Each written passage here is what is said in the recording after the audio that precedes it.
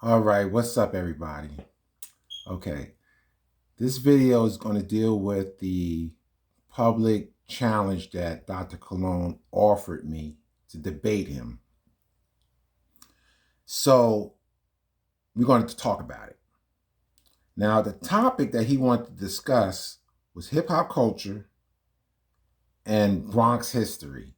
All right, so when he told me about it, I immediately got back with him and I told him, listen, I'm not willing to talk about the history of the Bronx because I'm not from the Bronx. So that's ridiculous for me to debate you on, people, places, and things. I'm not from the Bronx.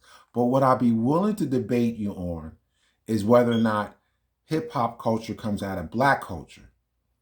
And then he accused me of deflecting.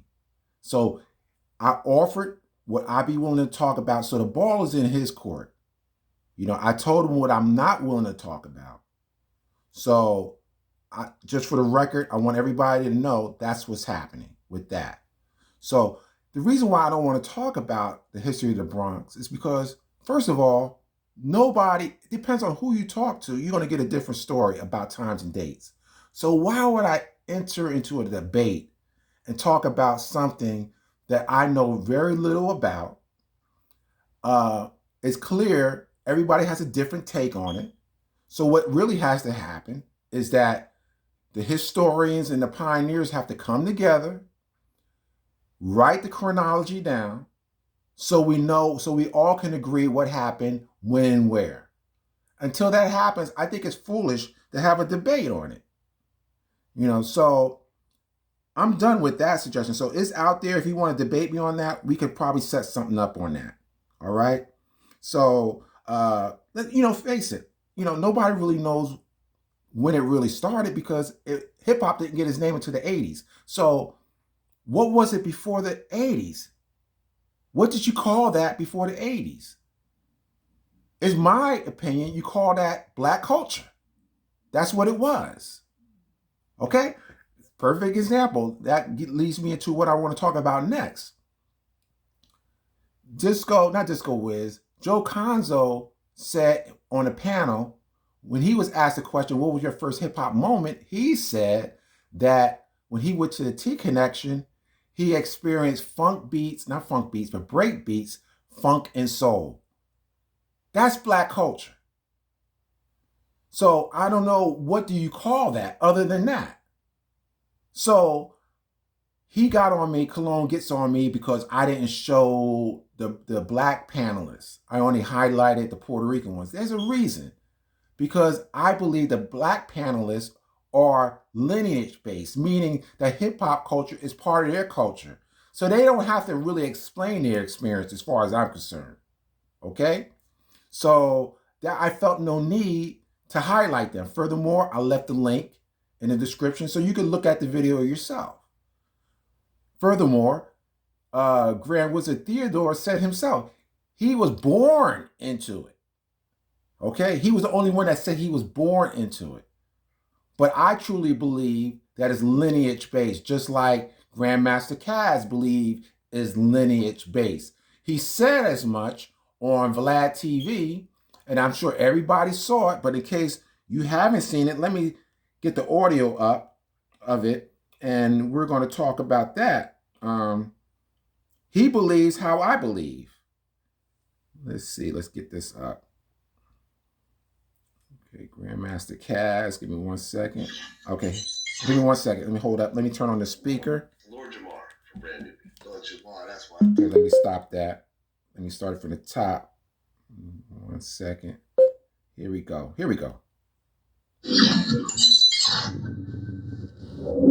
Lord Jamar from Brand New. Lord Jamar, that's my dude right there. I think he keeps it realer. You've seen some of his interviews? Oh yeah. I love it. Lord Jamar keeping 100. Hey, always. Man, let me tell you something. The fact that Grandmaster Caz, has, the Vlad TV has gotten onto his radar with my Lord Jamar reviews. I'm giving myself a little gold star right now. I'm telling you, man. You know what I mean? So you've seen the Lord Jamar stuff that we did. Yeah. So Jamar had was a very opinionated guy. And he raised a lot of eyebrows when he said that, you know, that white rappers are guests in the house of hip hop. Wow. Have you seen this interview, by the way? No, I don't remember hearing him say that, but that sounds like him. You know, and he's not saying that they're not welcome in the house. No, but they are guests. Says, you know, the hip hop is a black art form, and if you are a white rapper, you are a guest in the house of hip hop. And this has sparked a lot of back and forth with a lot of different black and white rappers. You know, some who agree, some who disagree, and, you know, it's caused some, you know, Jamar to go back and, you know, address some of these people and so forth.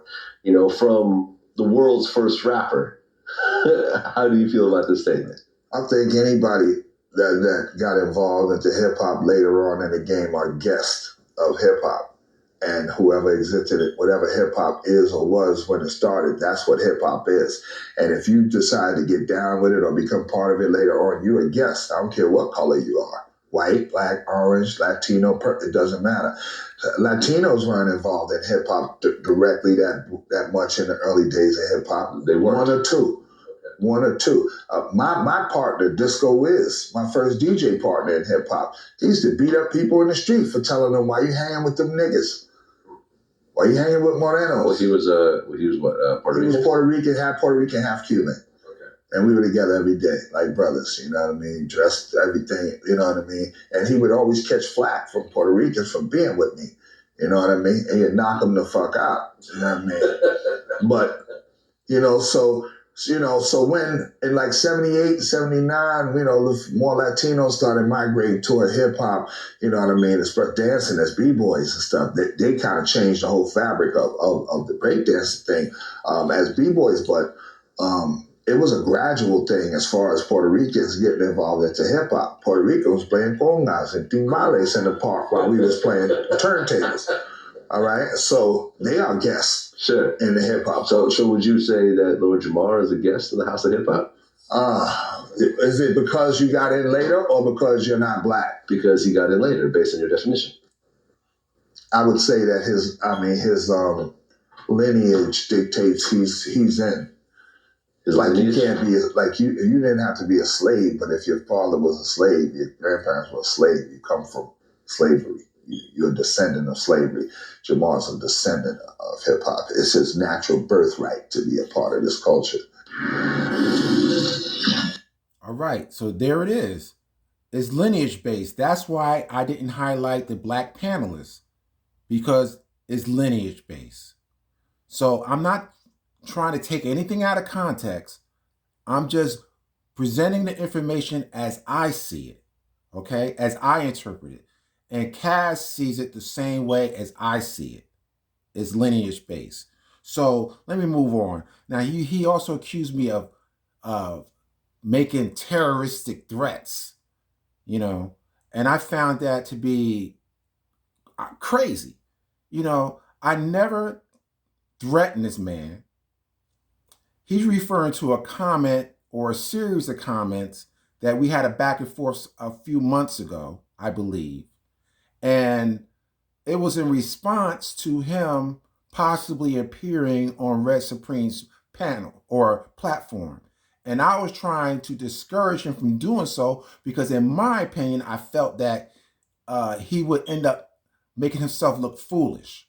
And I was trying to be a friend to him and say, listen, don't do it. Think about your kids. Think about your grandkids. Do you want them to one day view these videos and see how you were made a fool of? And so I was trying to be a friend. But then he flipped it and tried to say I was terrorizing him. So think about that, Dr. D. If I was terrorizing you or threatening you, why didn't you make a report to YouTube? Why didn't you call the police or whatever? You could find me through my IP address. So why didn't you have me arrested for making terroristic threats? To me, that's just a move of desperation. You were pissed off at me and you came at me like that. So what I want you to do, I want you to post the whole thread and prove to your audience that I made terroristic threats to you. and I bet you won't do it. So, you challenge me on my Christianity and my beliefs, and you do something like that. One of the 10 Commandments said, "Thou shalt not bear false witness on thy neighbor." You lied on me. You tried to make people think that I terrorized you or I made threats towards you. You're the one that needs to be ashamed of yourself, not me. So, with that being said, I don't even know, what we're doing here. I don't know what we're doing here. So if you want me to leave this whole thing alone, you can forget about it. I'm going to continue to make my videos. If I feel a need to make it, I'm going to do what I got to do. If you want to put out information that's crazy, I'm going to put out my videos to contradict what you're doing. So, buckle in. That's all I got to say. So now one thing that, got me, thinking, like, what the heck is he thinking? Now, you're pissed off at me because you think I'm calling you racist. I'm not calling you a racist. I'm saying you're engaging in language that is very borderline. Randy, on the other hand, I feel comfortable calling him a racist. But you kind of say things. I call it microaggressive behavior. It's called microaggression. You say things that border on racism.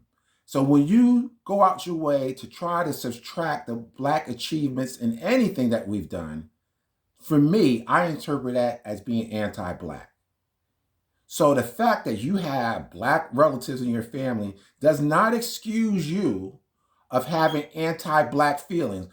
So far, whenever Puerto Ricans are up against the wall and have to defend their position on race, they always bring up the fact that they have Black relatives. But that's not an excuse. You can have Black relatives and still be anti-Black.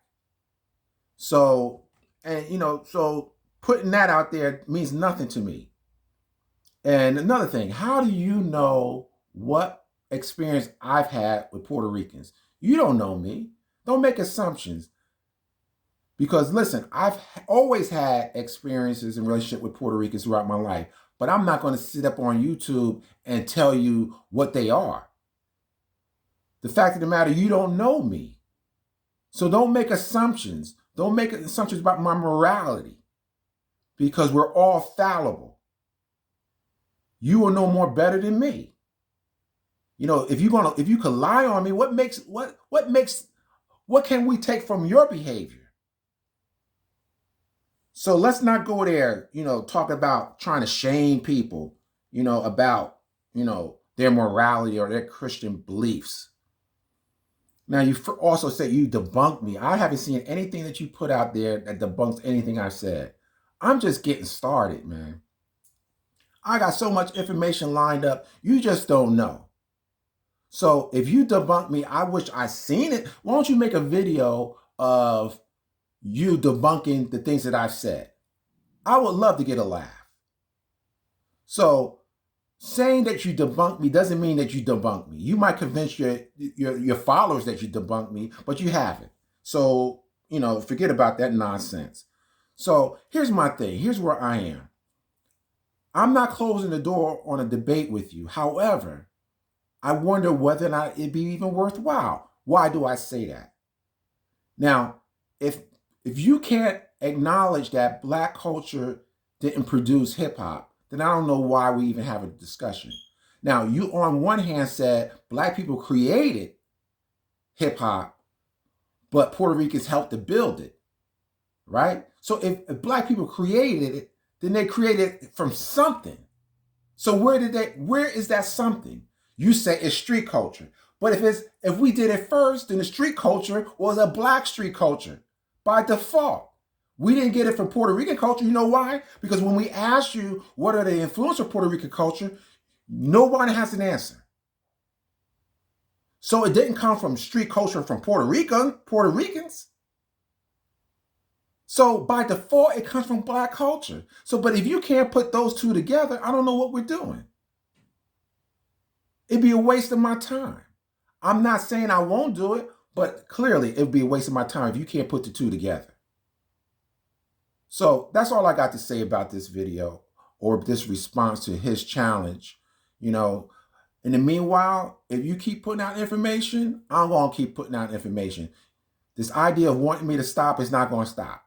So you can forget that. If you want to debate somebody on the history in the Bronx, maybe you could debate with DJ Faze about that. I'm not the one for that. And I don't even know if DJ Faze would even entertain doing it with you because you're no expert. You know, so what's the point? So with that, I'm out.